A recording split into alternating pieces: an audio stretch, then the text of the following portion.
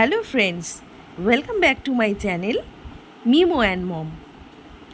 অনেক দিন পর তোমাদের জন্য একটা লং ভিডিও বানাচ্ছি। খুব বেশি লং নয়, তবে বেশ কিছুদিন থেকে রিলস আপলোড করছিলাম। তো এই ভিডিওটা কয়েকদিন আগের, তো তোমাদের সাথে শেয়ার করা হয়নি।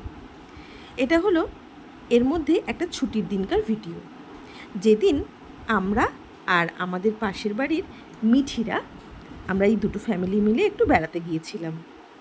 খুব একটা দূরে নয়, দেখে অবশ্য বুঝেই গিয়েছো, আমাদের বাড়ি থেকে অল্প একটু দূরত্বে রয়েছে এই ইওয়াম মনেস্ট্রিটা।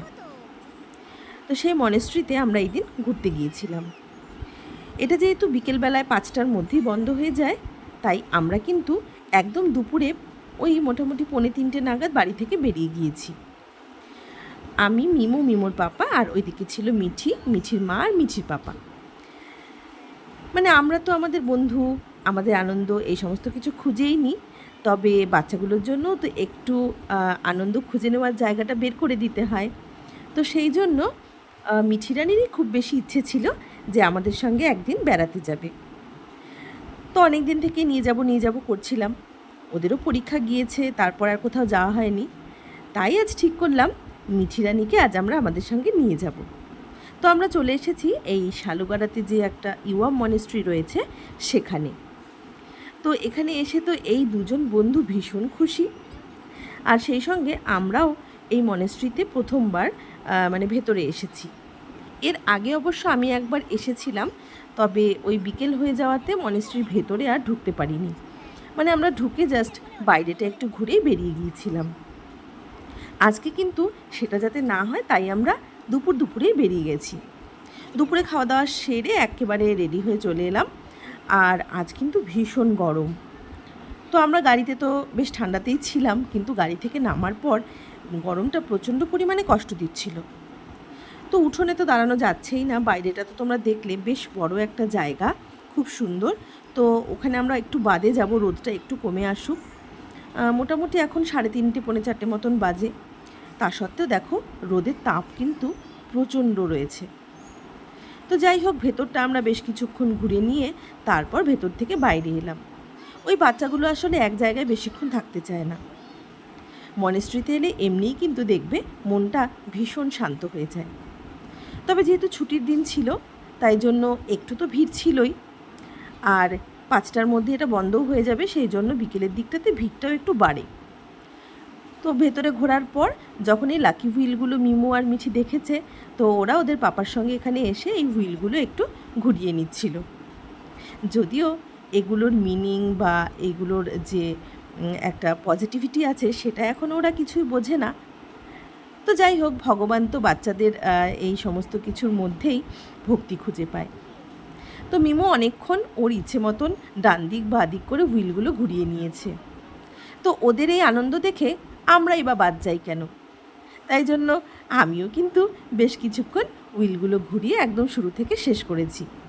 সেই সঙ্গে মিঠিরানির মাও একটু চেষ্টা করে নিল। তো আমরা সবাই এখানে ঘুরে বেড়াচ্ছি, আর সেই সঙ্গে একটু একটু করে টুকরো ভিডিও আমি রেখে দিচ্ছি, তুলে রাখবো বলে। তো আমি এখানে বারান্দার ওপরটাতে দাঁড়িয়ে চারিদিকের এই সুন্দর সবুজগুলোকে মন ভরে দেখছিলাম। এই মাঠের জায়গাগুলোতে সাধারণ মানুষকে ঢুকতে দেওয়া হয় না, সেই জন্যই গাছগুলো হয়তো এতটা সতেজ রয়েছে। আর ওইদিকে দেখো উঠোনে মিমো কিন্তু আজ মিঠিরানিকে বেশ জ্বালাতন করেছে, ওকে খুব রাগাচ্ছে, ওর পিছু নিয়েছে এইরকম। তো ওরাও বেশ এনজয় করছে ব্যাপারগুলোকে।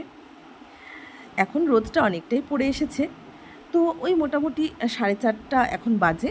আমরা ঠিক করলাম, যেহেতু এখানে ভীষণ গরম লাগছে, তো এখান থেকে বেরিয়ে আমরা চলে যাব সেবকে।